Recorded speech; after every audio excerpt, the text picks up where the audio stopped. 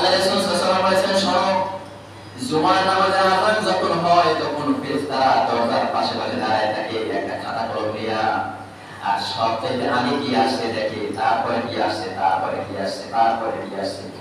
সবার প্রথম যে ব্যক্তি আসলো সেই ব্যক্তি যেন আল্লাহর রাস্তায় একটা উটের দাম লক্ষ লক্ষ টাকা, একটা উট দান করলে যে সওয়াব, সেই সওয়াব সে আগে আসে পাইল। এই সওয়াবের দিকে আমাদের দিতে ইচ্ছে করে কিনা ভাইরা বলেন? কয়েক লক্ষ টাকা মসজিদে দিতে ইচ্ছে করে না এমন কোনো মানুষের আমার মনে হয় না। সাহায্য নাই, তারপরেও মনে যায় কত বড় একটা উত্তম কাজ, উত্তম জিনিস, সেখানে যদি দিতে পারতাম, মন যায় দিতে পারে না।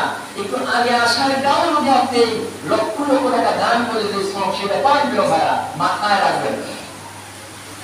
এরপরে দ্বিতীয় বারে যে ব্যক্তি আসলো, আল্লাহ রাসূল বলল সেই ব্যক্তি একটা গরু আল্লাহর রাস্তায় সদকা করবে, যে সব সেই সব পাইবে। আর তৃতীয়বারে যে ব্যক্তি আসলো সেই ব্যক্তি যেন একটা ছাগল আল্লাহর রাস্তায় দান করে, যে সব সেই সব পাইল। এরপরে মুরগি, এরপরে ডিম।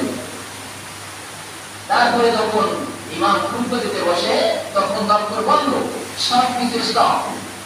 ফেরেশতাদের দপ্তর বন্ধ করে, আর কিছু কিছু মসজিদের কর্তৃপক্ষ মূর্খ, এত বোঝে না, দিনের জ্ঞান নাই, সেখানে ফেরেশতা আল্লাহ রাসূল বলছে দপ্তর বন্ধ করে।